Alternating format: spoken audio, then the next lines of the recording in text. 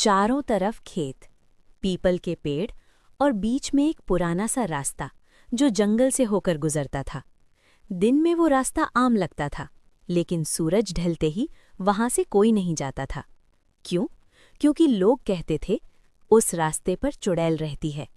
रवि शहर से पढ़ाई करके छुट्टियों में गांव आया था। उसे इन बातों पर ज्यादा यकीन नहीं था। ये सब पुराने जमाने की कहानियां हैं, वो हंसकर कह देता। गांव के बुजुर्ग समझाते, बेटा रात में उस जंगल की तरफ मत जाना। रवि बस मुस्कुरा देता। एक शाम उसकी दोस्त नीहा उससे मिलने आई। नीहा बोली, रवि तुमने कभी उस जंगल की चुड़ैल देखी है? रवि हंसा, अगर होती तो अब तक इंस्टाग्राम रील बन चुकी होती। नीहा ने गंभीर आवाज में कहा, हंस मत, मेरी दादी कहती हैं वो चुड़ैल पहले एक औरत थी, उसे धोखा मिला और वो जंगल में मर गई। रवि ने बात बदल दी। उस रात बिजली चली गई, पूरा गांव अंधेरे में डूबा था।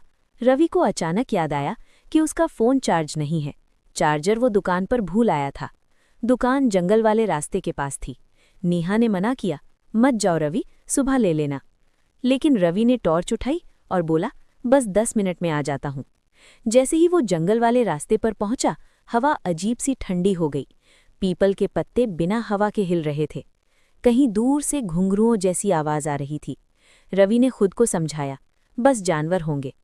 अचानक टॉर्च की रोशनी में उसे एक औरत दिखी, सफ़ेद साड़ी, खुले बाल, पीठ उसकी तरफ।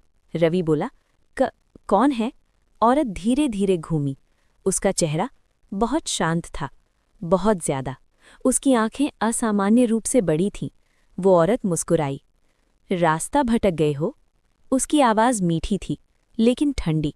रवि का गला सूख गया। नहीं, बस दुकान तक जाना है। औरत ने जंगल की तरफ इशारा किया। उधर से छोटा रास्ता है। रवि ने एक कदम आगे बढ़ाया। तभी उसे याद आया, दादी की बात, चुड़ैल पैरों से नहीं, उल्टे पैरों से चलती है। रवि ने नीचे देखा। उस औरत के पैर पीछे की तरफ मुड़े हुए थे। रवि का शरीर सुन्न हो गया। वो पीछे हटने लगा। औरत की मुस्कान फैल गई। अब देख ही लिया है तो जा नहीं सकते। उसके बाल हवा में उठने लगे। आवाज़ बदल गई, भारी और गूंजती हुई। रवि भागा। पीछे से हंसी गूंजी, तेज, डरावनी, बहुत करीब। पेड़ मानो रास्ता रोक रहे थे। टॉर्च बुझ गई। अंधेरे में उसे महसूस हुआ कोई उसके पीछे नहीं, बल्कि उसके साथ साथ चल रहा है। अचानक सामने मंदिर की घंटी की आवाज़ आई। रवि पूरी ताकत से मंदिर की तरफ दौड़ा और अंदर गिर पड़ा। जैसे ही वो अंदर पहुंचा, सब शांत हो गया। सुबह गांव वालों ने रवि को मंदिर में बेहोश पाया। वो कई दिनों तक कुछ